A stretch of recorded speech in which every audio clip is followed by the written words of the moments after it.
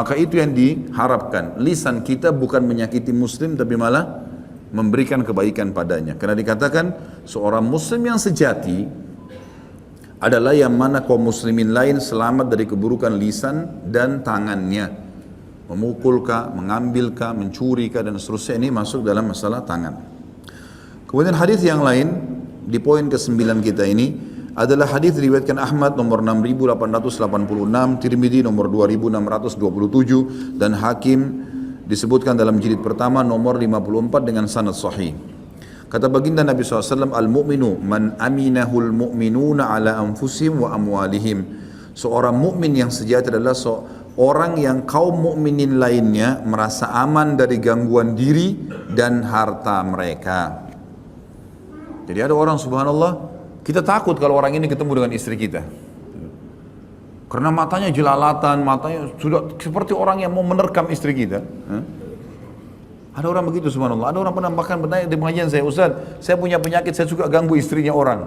La haula wala quwwata illa billah. Kenapa? Habis manusia, sudah habis yang bukan jadi istrinya orang, penyakit syaitan goda. Ada orang subhanallah kita ketakutan, masuk ke rumah kita ketakutan orang ini nanti ganggu, gitu kan? Ya, bahaya sekali. Ini dimaksud orang mukmin sejati, orang mukmin yang orang aman, merasa aman dengan dia, di harta kah, di kehormatan kah, di keluarganya kah. Ada orang kita ketakutan kalau nginap di rumah kita, karena orang ini selalu terdengar suka mencuri misalnya. Tidak ada keamanan, gitu kan? Ini adalah orang-orang yang buruk semuanya, orang yang buruk dan orang seperti harus dijauhi. Maka sifat orang mukmin teman-teman harus semua orang merasa aman dengan kita, dibuat seaman mungkin. Dan ingat, Allah yang maha tinggi dan maha adil mengawasi. Innallaha kana alaikum raqiba. Allah mengawasi kalian dengan sangat detail semua perbuatan sekecil apapun baik atau buruk.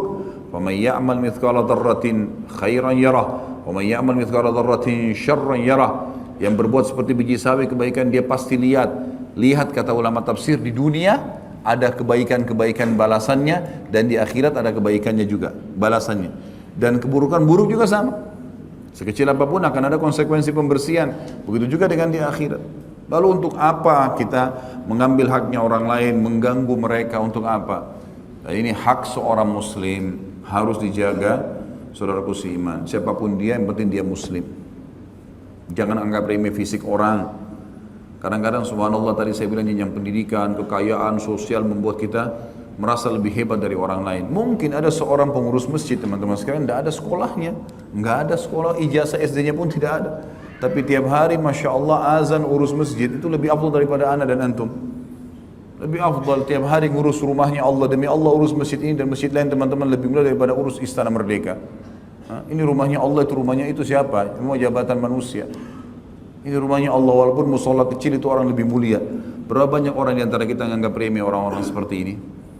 Mungkin dia pintar, sekolah di Jakarta, S2, S3, mungkin sudah profesor.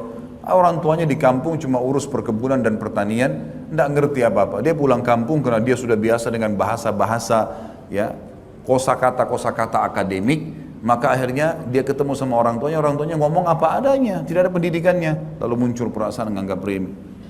Ini gimana caranya teman-teman sekalian? Gimana caranya kita merasa seperti ini? Ini semua harus dihilangkan. Ini harus dihilangkan dan kita harus menjadi orang mukmin yang menghormati orang lain.